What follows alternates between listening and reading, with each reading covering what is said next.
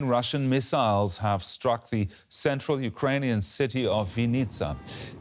This is mobile phone footage of the aftermath of the attack. Local authorities say that at least 3 missiles hit an office block and damaged nearby residential buildings.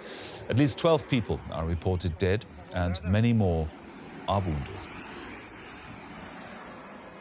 Well, for the latest, let's cross over to DW's Nick Connolly in Kyiv. Nick, a severe attack in the heart of Ukraine, very far away from the front lines that we know of. What more can you tell us?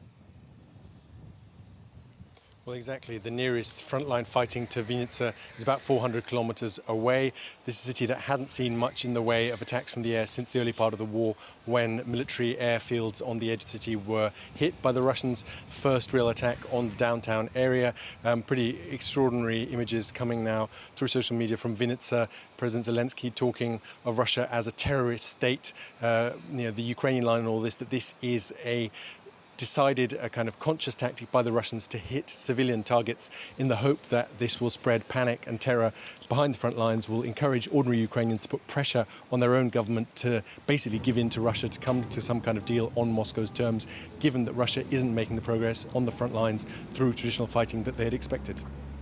Now, what does this tell us then about the direction that this war is currently taking? Is it a sign of strength from the Russians, or rather a sign of desperation?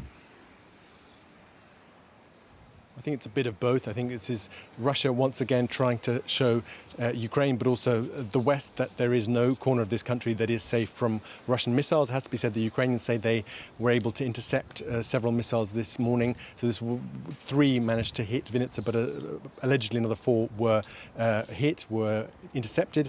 But I think the bigger picture is indeed that Russia is struggling, is really increasingly frustrated, especially with Western weapons deliveries coming now, Western rocket artillery, the HIMARS systems. We've seen a string of Ukrainian hits on Russian logistics hubs, on Russian ammunition depots, and we've seen now in recent days basically the artillery along the front lines, the Russian artillery that had been so effective in recent weeks. We've seen Russia with hugely superior resources at its disposal now really going quiet because they're basically being starved of ammunition by those Ukrainian strikes. So a sense there that Russia now is increasingly having to rely on missiles that it can release from its own territory, far away from where the Ukrainians can get at it, and are basically in desperation now trying to basically throw these kind of heavy weapons around them in some hope that they manage to break the Ukrainian resolve. But that's not something that seems to be working for now.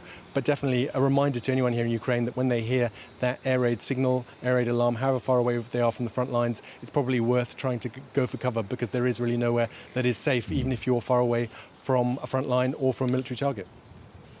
DW's Nick Connolly for us in the Ukrainian capital, Kyiv. Thank you, Nick.